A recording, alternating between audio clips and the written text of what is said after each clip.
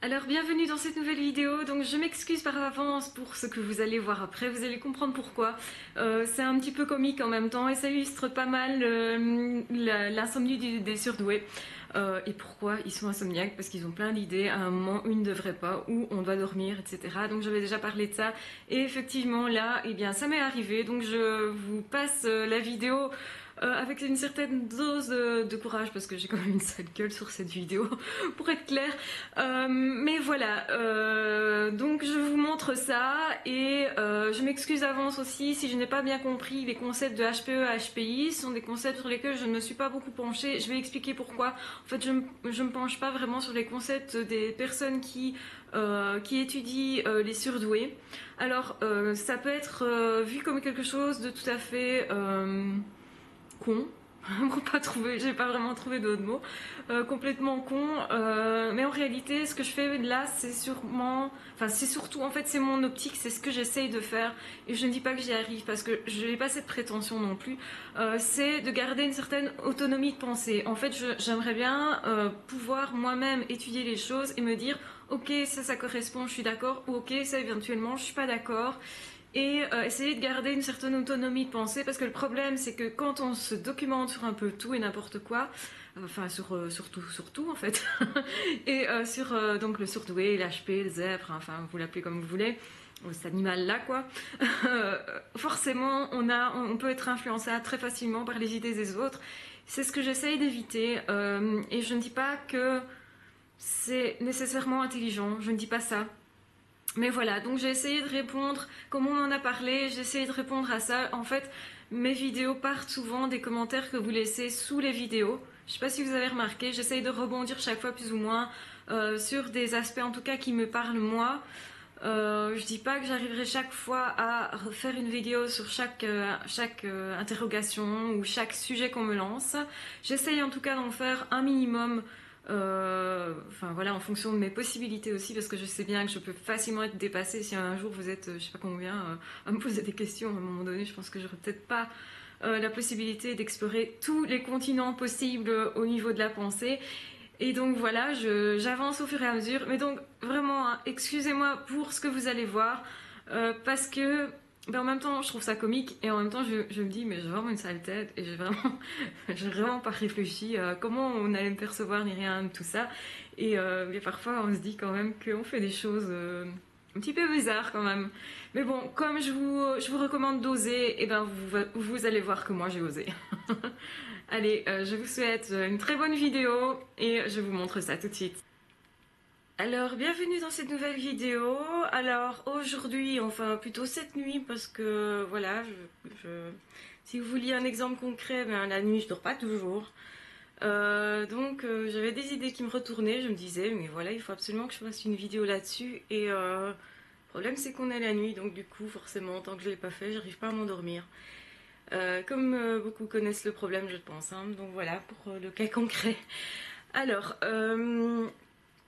alors, je voulais en fait parler donc on m'a beaucoup parlé ces derniers temps d'HPE, HPI. C'est un concept qui ne vient pas de moi, qui vient de Madame Azan, si je me souviens bien. J'espère que je rends bien à César ce qui appartient à César. Et pour dire aussi que je suis pas du tout d'accord en fait avec ce concept. Donc pour moi à la base, je vois pas pourquoi on serait séparé en E ou I. On peut l'être ensuite par des expériences négatives avec les normopensants, donc autrement dit des expériences de rejet, etc. Donc désolée pour les normopensants que j'accuse. Je sais qu'ils ne sont pas tout à fait responsables, qu'il est tout à fait humain de, quand on est face à la différence, de se comporter, comment dire, en excluant la personne parce que ça peut mettre mal à l'aise, etc. Donc je sais que c'est humain aussi, malheureusement. Le problème c'est que ça a des conséquences évidemment sur les surdoués et que quand on regarde les choses, c'est vrai effectivement que certains peuvent s'occuper de ses émotions ou de leur intellect d'ailleurs, mais je pense qu'à la base on est les deux à la fois. Alors j'explique pourquoi ce concept pour moi, je dis pas qu'elle touche pas du doigt quelque chose qui n'est pas important. Il y a quelque chose d'important là-dedans, mais je pense que c'est insuffisant, largement insuffisant. Quand elle parle d'émotion, moi je trouve que c'est pas suffisant. Donc quand on sait que le surdoué est rattaché au monde entier, et vit les choses de l'intérieur, vit l'autre de l'intérieur, vit non seulement l'autre mais le monde de l'intérieur, je pense qu'il y a toute une intériorité. Alors moi je l'appellerais pas eux, je l'appellerais intériorité. Sauf que ça ferait confusion avec le i d'intellectuel, d'intelligence. Et voilà, juste pour dire que vraiment, l'être, il n'est pas scindable comme ça. Pour moi, il est un à la base. Il est vraiment un à la base. Et s'il s'est scindé, c'est vraiment par inadvertance, on va dire. En toute logique, il aurait dû continuer d'être un. euh, Parce que l'intériorité, c'est quelque chose qui est vraiment plus fort que les émotions. Ça va tellement plus loin. Ça va. Enfin, je veux dire, si vous n'avez pas l'intériorité, qui êtes-vous? Les personnes qui fonctionnent que avec le i me font plutôt peur. Ce seraient les philosophes qui déblatèrent sur voilà, des concepts complètement creux, qui seraient capables de faire un débat philosophique sur le temps qu'il fait dehors, juste en prenant température de la pièce, etc. Et que sais-je encore, de façon intellectuelle, plutôt que de mettre leur nez dehors et d'aller dans le monde voir ce qui s'y passe. Je pense que c'est un mauvais concept dans le sens où il est insuffisant. Scinder de cette façon-là, bon déjà c'est mettre les choses dans les cases et forcément c'est insuffisant. Même si tout concept est réducteur par définition, quand on essaye de mettre en évidence un concept, effectivement c'est pas facile de ne pas le scinder. Mais là, je trouve que c'est vraiment excessif dans le sens où vous ne pouvez pas fonctionner que avec votre intelligence, que avec votre émotionnel. Déjà, comme j'expliquais, l'émotionnel est beaucoup plus que ça. Quand une personne n'a pas l'intelligence, le problème c'est qu'elle n'a pas de cadre, elle n'arrive pas à se mettre un cadre de référence puisqu'elle n'analyse pas alors ce qu'elle ressent. Et rester uniquement dans l'émotionnel, ça pose un problème du fait qu'on perd contrôle des émotions, etc. Et qu'on peut être envahi par toutes sortes de peurs inutiles en fait.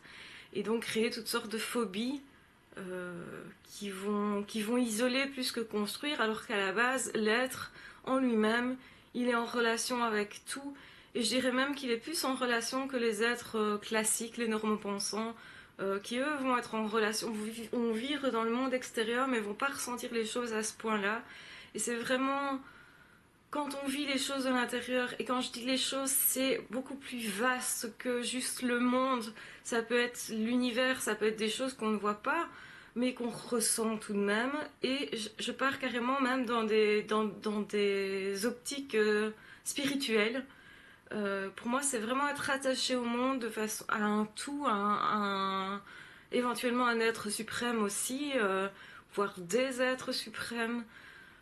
Je pense que le surdoué vit ça de manière tellement intense, tellement intérieure, que pour déjà l'expliquer en mots, ça va pas être simple.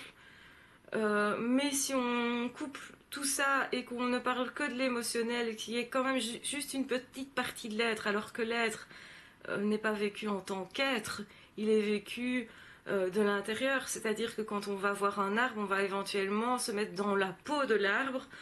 Alors, c'est pas du tout schizophrénique, c'est vraiment l'inverse de la schizophrénie où justement la schizophrénie est considérée comme une maladie mentale à partir du moment où la personne va perdre contact avec le monde extérieur et ne vit plus que dans des émotions sans tenir compte de l'extérieur, en étant coupé de ce monde et en étant dans des choses contradictoires aussi. Hein. Donc pour moi, Enfin, on peut confondre effectivement quelqu'un qui fonctionne comme ça avec une éventuelle schizophrénie, mais c'est une aberration en soi. Il y a évidemment trop de surdoués qui sont classés dans des maladies mentales alors qu'ils ne devraient absolument pas l'être. Je pense que c'est un défaut au niveau des professionnels qui n'ont pas assez de visibilité sur ce qu'est vraiment la surdouance et donc vont classer ça en se disant c'est un fonctionnement qui est particulier et donc ça doit être en tout cas faire partie de la maladie mentale puisque ça lui est similaire. Alors effectivement c'est similaire par certains côtés, effectivement c'est pas tout le monde qui ressent le monde à du 200% de l'intérieur en plus, mais c'est justement être relié au monde, c'est être relié de manière intense, beaucoup plus intense que les autres personnes justement. Euh, et donc pour moi c'est l'inverse de la schizophrénie, c'est vraiment l'inverse dans ce sens-là, hein, dans cette optique-là. Donc je vois pas pourquoi on va tout le temps rechercher des concepts de E et I. Enfin, je vois souvent ça en dessous de mes vidéos. Alors je comprends que peut-être il n'y a pas d'autre concept qui a été créé jusqu'à présent et que c'est peut-être une référence dans ce cadre-là. Maintenant, je suis désolée, mais pour moi, ça va pas assez loin. Il y a autre chose qui est derrière, qui est beaucoup plus intense. Et quand on voit une personne qui fonctionnerait uniquement en tant que I, ah oui, effectivement, j'ai rencontré des gens qui ne fonctionnent comme ça, qui se sont coupés de leurs sentiments, qui ont fait cette erreur, parce que c'est vraiment une erreur, et je pense que c'est dû à l'environnement, c'est une influence sociétale, une influence scolaire, je dirais même, où ça a été tellement valorisé, où les points ont été tellement valorisés, où c'est quelqu'un qui, à mon avis, a excellé au niveau des points, au niveau scolaire, a fini par se dire, mais je vais m'adapter. En fait, c'est une suradaptation où la personne est tellement a tellement envie de faire plaisir aux autres en tant qu'enfant. En plus, ça se marque davantage puisque on dépend des adultes qui nous entourent, donc on est davantage influencé, dirais-je. Et à ce moment-là, la personne va fonctionner surtout en mode intellectuel parce que c'est ce qui est valorisé. Et le mode émotionnel va être mis de côté parce que les émotions sont considérées comme des perturbatrices de fonctionnement intellectuel. Et donc, on va essayer de les enterrer, de les refouler, de les remettre en tout cas en deçà de la conscience, bien que pour moi, c'est pas très loin quand même au niveau du surdoué. Il met pas ses émotions très loin quelque part. Et effectivement, je suis d'accord avec le fait qu'à un moment donné, ça ressurgit. Un être ne peut pas fonctionner en se coupant de lui-même. Parce que c'est vraiment ce qu'il fait. S'il fonctionne uniquement en mode intellectuel, c'est vraiment un gros problème. Il ne peut pas fonctionner comme ça peut pas durer longtemps cette affaire-là. Parce que il vit pas en fait. Il ne vit pas, il est dans un monde qui n'est que matérialiste. Alors oui, effectivement, il s'est mis dans le monde. Au contraire des personnes qui se sont coupées de tout ce qui était intellectuel parce que ça leur faisait tellement peur, que ça remuait tellement de choses, qui se sont mis à distance, etc. Et donc alors on a tous les mécanismes d'évitement possibles hein, qui sont là, avec toutes les phobies possibles aussi, qu'elles soient sociales, parce que phobie sociale c'est quand même assez régulier chez les surdoués, donc qui est lié à ça, au fait qu'on n'a pas été accepté, etc. Du coup comme c'était trop douloureux, eh bien on a décidé de se couper, parce que pour moi c'est quand même une décision semi-consciente si elle n'est pas consciente, de se couper de ses émotions, pardon, de son intellect, pardon, pour justement fonctionner qu'avec son monde à soi, qu'avec ses sentiments à soi, etc. Parce qu'on a décidé que c'était le plus important. Moi, je pense aussi que c'est le plus important, mais ça ne peut pas être coupé de l'intellectuel. Il faut un minimum de cadre, il faut un minimum d'analyse, parce que l'un et l'autre sont deux outils formidables, et c'est dommage de ne pas les accepter comme des outils. Alors, quelqu'un qui est en mode intellectuel et qui fonctionne qu'en mode intellectuel, dans lequel il n'y a aucune émotion, je vais vous dire sincèrement, moi ça me fait chier d'écouter un discours émotionnel où on me fait 3 lignes ou 3 pages sur des choses qui, voilà, où il n'y a aucune émotion, il n'y a aucun vécu, il y a pas d'être derrière. J'ai l'impression de lire un bouquin qui n'a été écrit par personne en fait, vous voyez.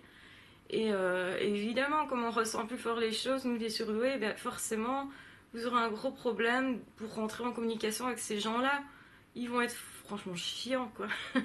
Donc évidemment, on va aller, enfin, la logique est que quoi, on va aller gratter pour voir s'il n'y a pas de l'émotionnel derrière. Et enfin voilà, et on peut s'insupporter tous les deux. Je pense que attention que les surdoués fonctionnent pas tous de la même manière. On est bien d'accord. Il y a plusieurs façons d'être et ça peut devenir explosif hein, parce que deux hypersensibles qui rentrent en contact, où l'un va absolument faire émerger chez l'autre ce qu'il a renié pendant des années, voilà, c'est quand même délicat. Mais je suis pas d'accord avec le fait que ça soit scindé à ce point-là, parce que pour moi, au départ, l'être n'était pas scindé, c'est l'environnement. Et ça tombe bien parce qu'on m'a dit je ne parlais pas assez de l'environnement et de ce dans quoi on est. Et effectivement, l'environnement a une conséquence importante qui est de nous faire dire maintenant, à nouveau, je vais dire qu'on est responsable de la manière dont on interprète les choses chez l'autre, donc dont la façon dont on a vécu quelque chose. Ça veut dire que effectivement, on n'est pas responsable de la méchanceté des autres, du fait qu'on nous a mis à part, etc. Mais la manière dont on l'a lu nous appartient. Donc c'est-à-dire qu'on peut travailler là-dessus, c'est justement sur ça que les psys vont travailler généralement, hein. C'est sur la manière dont on a vécu les choses et la manière dont on les a interprétées. Et quand on regarde cet état de fait, effectivement, il y a des gens qui ont vécu des choses atroces et s'en sortent très bien parce qu'au final, ils ont relu ça d'une autre façon et ils ont pris, ils ont pu être acteurs là-dedans, au final, hein, parce que c'est comme ça qu'on s'en sort de traumatisme en tout cas. Et je pense que c'est vraiment nécessaire que l'être soit un, qu'il ne se coupe plus. Et c'est sûrement pas parce qu'on nous a dit qu'on n'était pas comme il faut qu'il faut se couper, je suis pas d'accord avec ça. Alors, dire qu'on fonctionne soit en E, soit en I, enfin non, moi je pense pas. Je pense qu'il y a une similitude, enfin un mélange qui est normal, qui est de fonctionner les deux à la fois. Si on fonctionne qu'avec l'un, qu'avec l'autre, ben vous imaginez quelqu'un qui fonctionne qu'en mode intellectuel, ça veut dire qu'il a perdu tout son intériorité, ça veut dire qu'en fait il n'est pas réel depuis des années. Voilà, enfin, honnêtement, moi, on n'est pas loin effectivement, de la maladie mentale si on s'est coupé à ce point-là. C'est tragique, je trouve. Donc, vite, allons récupérer l'émotionnel et l'intensité de la personne, parce que tout est là-dedans. Et quand je parle d'intensité, c'est la façon d'être lié au monde. Voilà, enfin, fonctionner que en mode intellectuel. Moi, ça m'insupporte. Hein. Vraiment, je pourrais pas avoir quelqu'un en face de moi qui ne fonctionne que comme ça. Je vais aller le titiller sur ses sentiments, c'est clair. Et quelqu'un qui fonctionne qu'en mode intellectuel, mais non, c'est tragique, c'est quelqu'un qui a tout le temps peur de tout.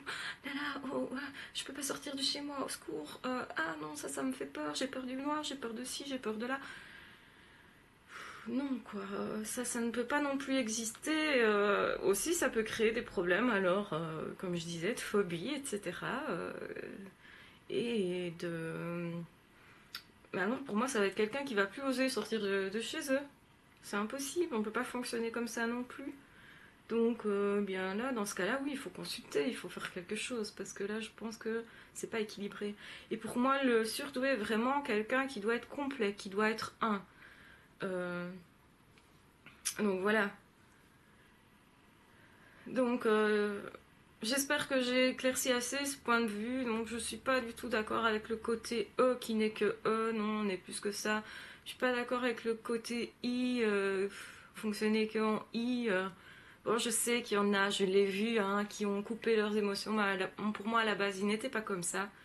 Donc, en fait, on ne fonctionne pas juste avec le I, on a juste refoulé quelque chose, comme n'importe qui pourrait refouler n'importe quoi, à peu près, hein, à peu près tout. Tout peut être refoulé, un traumatisme éventuel, etc. La sexualité, comme disait Freud, pourrait être refoulée, etc. Je vois pas pourquoi on peut dire qu'on fonctionne qu'en mode E ou I. C'est franchement réducteur. C'est un peu comme si on disait d'un Normand bossant qui a un problème donc de refoulement de sexualité, qui ne fonctionne qu'en mode, je sais pas moi, platonique. On dit pas ça des autres personnes. Pourquoi pour le surdoué on devrait faire cette distinction? Enfin, ça me paraît un peu aberrant. Je comprends que ça soit fait parce que c'est pour expliquer quelque chose, c'est pour expliquer un concept, et forcément un concept est limitatif, on fait rentrer les choses dans des cases. Bon, dommage, hein, parce que faire rentrer les choses dans les cases, c'est jamais très très bon. Mais, euh, mais voilà, pour moi, c'est pas suffisant comme concept. Ça manque de toute l'intensité de l'être en fait, et c'est ça qui me dérange dans ce concept. L'intensité de l'être, attendez, si vous fonctionnez avec toute votre intensité, avec votre intellectuel, parce que vous savez que c'est un outil, mais que c'est un outil de ce monde-ci, pour s'en sortir dans ce monde-ci, hein, le monde des humains, le monde socialement accepté, hein, qui est intéressant, parce que à partir du moment où on a ce côté-là, on peut jouer un petit peu avec notre situation et être vachement plus à l'aise du coup, et peut-être prendre un certain plaisir enfin à approcher les gens de la manière dont ils veulent être approchés. Pourquoi pas, ça peut être un plaisir de donner aussi ce qu'ils veulent aux autres, hein. On le sait très bien que le surdoué est quelqu'un de très empathique, donc justement il peut prendre un plaisir à ça, et donc c'est une façon d'être en relation aussi. Mais on peut pas euh, se scinder au point de ne pas du tout parler de son intériorité. L'intériorité, avec tout ce qu'elle comporte, avec le rattachement à l'autre, avec les émotions qui peuvent aller se mettre à l'intérieur de l'autre au point de vivre la vie de l'autre, hein. c'est génial parce qu'un surdoué a la chance de pouvoir vivre plusieurs vies à la fois. C'est génial. Pour en tirer des enseignements, c'est vachement bien. Je pense que c'est une richesse incroyable et on le voit trop souvent comme quelque chose de négatif. Ah, je ressens tout ce que les autres disent, tout ce que les autres pensent, merde alors, j'en souffre, etc. Oui, mais en même temps, vous vivez plusieurs vies à la fois, alors quelle vie est peut-être plus riche que celle-là? Aucune, c'est génial en fait, c'est extraordinaire. Alors quand on voit ce côté-là et qu'on se dit en plus on peut être en relation avec le monde, en plus on peut avoir une relation super avec les animaux, on est d'accord, il y a des êtres humains qui ne comprennent pas que certains puissent avoir des chats, des chiens, des lapins, etc. Alors que c'est aussi une relation qui est formidable que d'avoir cette relation-là qui ne passe pas par la parole mais qui passe par tellement d'autres émotions que c'est phénoménal, c'est une richesse incroyable. Alors être en relation après avec des arbres, avec des fleurs, avec du végétal, avec le monde, avec les étoiles, etc. Mais c'est une richesse qui est incroyable aussi. Alors c'est pas parce que beaucoup ne le comprennent pas, parce que eux ne voient pas ça, ne ressentent pas ça. On sait tous que le surdoué ressent des choses que les autres ne vont pas ressentir, parce que les sens sont plus affinés. Mais tant mieux, mais gardons ça. Pourquoi est-ce que parce que socialement c'est pas spécialement bien accepté? Ben non, ça fait pas d'argent, donc ça pose problème. Voilà. Euh, non, pourquoi aller s'amenuiser? Non, reprenez ce que vous êtes et faites-en quelque chose. Je suis pas d'accord avec le fait que la surdouance, au final, c'est quelque chose de négatif, quelque chose qui gâche la vie. C'est souvent l'idée reçue parce qu'on regarde du côté sociétal. En fait, quand on dit ça, on regarde vraiment la position de l'autre, la position de celui qui veut nous insérer dans la société parce que pour qu'on soit utile à cette société, etc. Alors que nous, on a tellement d'autres possibilités, pourquoi ne pas les prendre? C'est dommage. Je trouve vraiment ça dommage que beaucoup de personnes considèrent que ils sont damnés parce que ils sont surdoués. Alors je sais que socialement il y a beaucoup de problèmes, il y a beaucoup de problèmes et des défis à résoudre. Mais justement, prenez-les comme des défis et pas comme des problèmes. C'est votre route, c'est votre chemin, peut-être que ça vous en apprendra davantage. Et peut-être que sur cette terre, nous sommes là justement pour apprendre, pour faire des expériences humaines. Et c'est une fameuse expérience humaine, justement. Alors pourquoi ne pas le voir comme un trésor? C'est pas parce qu'on n'a pas encore déterré le trésor qu'il n'y a pas de trésor derrière ça. Et vraiment, moi je veux appuyer les choses là-dessus parce que trop peu de personnes ont le problème de souffrir justement. Et je pense qu'ils souffrent justement parce qu'ils sont scindés, parce qu'ils ne sont pas un, parce qu'ils n'acceptent pas une partie d'eux-mêmes. Parce que socialement, c'est pas tout n'est pas accepté. Le côté spirituel, je pense que dans cette société actuelle est très peu accepté. Et pourtant, ça peut ajouter à la vie quelque chose de phénoménal. Ça peut être un guide parfait. Ça peut vous faire vivre de belles choses humainement parlant. Et vraiment, je trouve ça dommage en fait, de s'amenuiser parce que c'est ça. S'amenuiser parce que les autres n'ont pas cette possibilité de vivre ça. C'est bête. C'est vraiment bête. Faites plutôt l'inverse alors. Expliquez-leur ce que vous êtes et prenez-le, embarquez-les avec vous. Parce qu'il y a plein de personnes qui sont de bonne volonté, qui ont vraiment un cœur, qui ne sont pas des surdoués, mais qui ont un cœur et une sensibilité aussi, et qui ont peut-être besoin de nous, besoin de ce qu'on a à offrir, de ce qu'on vit qui est différent, de ce qu'on voit qui est différent. Je pense que le surdoué a beaucoup à apporter aux autres, à s'apporter soi-même d'abord, hein, parce que vous ne pouvez pas apporter aux autres tant que vous ne vous êtes pas réconcilié avec vous-même. Donc oui, soyez un, soyez unis, ne soyez pas juste en mode intellectuel parce que la société aime bien ça. Mais prenez vos émotions avec, prenez-les sous le bras, elles vont vous servir. Les émotions fonctionnent beaucoup plus que tout ce qui est intellectuel, on est d'accord. Quand vous êtes face à une nouvelle expérience, si vous avez peur, vous n'allez pas savoir fonctionner en mode intellectuel. Les émotions prennent le dessus, surtout, je pense que même l'intériorité est bien plus importante que l'intelligence. Et les tests de QI, pour moi, sont insipides à ce niveau-là, parce qu'ils ne prennent pas en compte l'intelligence émotionnelle, l'intelligence qui va plus loin que l'émotionnel, même l'intériorité. C'est vraiment l'intériorité qu'il faudrait pouvoir évaluer pour pouvoir vraiment évaluer la valeur d'un individu, parce que trop souvent on dit ah oui il a un gros quotient intellectuel donc c'est quelqu'un de bien, etc. On fait l'amalgame avec ça, alors que non, on pourrait dire que quelqu'un est quelqu'un de bien ou a vraiment un potentiel si on parlait d'intériorité. Je pense qu'on remettrait les choses à leur bonne place. Malheureusement les tests d'intériorité ça n'existe pas, dommage, je voudrais que ça existe. Alors s'il y en a un qui se sent le moyen d'établir ce type de test, mais allez-y, seulement allez-y. On va remettre l'église au milieu du village, justement. On parlait de spiritualité, ça tombe bien. Il est grand temps de vous réconcilier avec toutes les parties de vous, qu'elles aient été acceptées ou pas dans le passé, on s'en fiche. C'est à vous à vous accepter. Si vous ne vous acceptez pas, c'est normal que les autres ne vous acceptent pas non plus. Je pense que le problème est peut-être la source du problème. C'est peut-être pas tellement que les autres ne vous ont pas accepté. Le problème, c'est que vous-même, vous ne vous êtes pas accepté.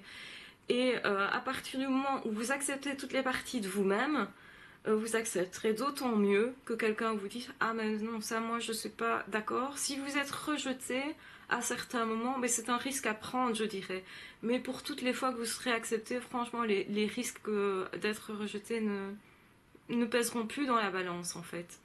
Et vous pouvez tout à fait vous équilibrer. Un surdoué peut être quelqu'un de tout à fait équilibré à partir du moment où il prend son intériorité d'une part et il lui donne le droit d'exister, et où il prend son intelligence pour ce qu'il est, c'est-à-dire un outil que l'on peut utiliser dans cette société qui peut parfois nous avantager, parfois éventuellement nous désavantager aussi parce qu'on n'est pas omniscient, on peut pas tout savoir. Hein. Un surdoué est souvent confondu avec quelqu'un qui sait tout dans toutes les matières. C'est pas ça, hein, on est bien d'accord. On ne peut pas tout savoir et surtout, n'essayez pas de tout savoir. Bien sûr, renseignez-vous, bien sûr, nourrissez-vous l'intellect. Bien sûr, c'est une nécessité chez le surdoué que de se nourrir intellectuellement. Mais ne croyez pas après tout savoir, c'est complètement bête. Je veux dire, quelqu'un qui vous sort des discours complètement creux sur des termes philosophiques. Enfin, moi je remarque qu'il y a beaucoup de philosophes qui parfois on ne sait pas dans on ne sait pas trop dans quoi ils nagent parce que justement il n'y a pas d'intériorité, d'émotionnel et tout ça. Enfin, ça pourrait être un autre discours que philosophique, hein, mais quand je vois ça, moi je me dis oulala, ça me donne vraiment pas envie. Euh, Parce que j'ai l'impression que c'est écrit par une machine, ça fait plutôt peur. Donc ne soyez pas des machines, ne soyez pas ce qu'on veut de vous. La société veut faire de vous une machine parce que vous seriez très rentable. Mais non, ne faites pas ça, ne faites pas ça, non. Vous allez étouffer si vous faites ça. Ça va fonctionner un moment et puis vous allez étouffer. Et là, d'accord, je rejoins Azan quand elle dit qu'effectivement, à un moment donné, si on fonctionne que en intellectuel, en mode intellectuel, comme elle appelle ça, on va étouffer, enfin, à un moment donné, l'émotionnel va ressortir. Je pense que c'est même plus que l'émotionnel, hein. Ça va être une crise existentielle, ça va être beaucoup plus que ça. Ça va être vraiment l'être qui va se révolter. Vous êtes en train de gâcher l'ami que vous avez en vous. Moi, un meilleur conseil que je peux vous donner, c'est aller rechercher l'ami qui est en vous et réconciliez-vous avec, vraiment comme un ami, hein, comme une autre personne. Alors, on va me dire, c'est limite schizophrène ce que tu dis. Oui, oui, je suis d'accord, mais non, en fait, il faut vraiment faire de soi son meilleur ami. La première chose à faire, si vous voulez avoir des amis, ou si vous voulez établir des relations amoureuses qui soient dignes de ce nom, c'est de vous accepter vous-même et de faire comme avec un ami. Vous lui avez tourné le dos pendant un moment, il va vous tourner le dos pendant un moment aussi, et puis vous allez vous réconcilier l'un l'autre. Prenez chacune des parties de vous-même que vous avez rejetées, allez les rechercher, et dites-lui, ok, je t'accepte, tu as le droit d'être comme tu es, tu as le droit d'exister, tu as le droit d'être là, et je t'aime au final, je t'aime. Et voilà, s'aimer soi-même, c'est vraiment important pour commencer à apprécier l'autre. Et le surdoué se perd dans son empathie parfois, justement. Se perd dans son empathie parce qu'il a envie de plaire à l'autre, il a envie de faire tout pour l'autre. Et le problème, c'est qu'il ne fait rien pour lui, parfois. Et on ne peut pas créer de relation si on n'a pas avec soi une bonne relation. Sur ce, je vais vous laisser. Je vais peut-être me remettre un petit peu dans mon lit quand même, parce que là, la journée va être un petit peu longue. En tout cas, je vous remercie d'avoir regardé cette vidéo. Je vous fais toutes mes excuses pour ma présentation qui est vraiment pas terrible. Puisque ben voilà, je viens de sortir de mon lit, ça n'a rien de terrible. Je suis en pyjama en plus, voilà. Et je vous souhaite une très bonne année à venir, en espérant que toute cette vidéo vous sera très utile. Je l'espère en tout cas. Une très bonne journée à tous, ou une très bonne nuit si vous regardez ça de nuit. Voilà.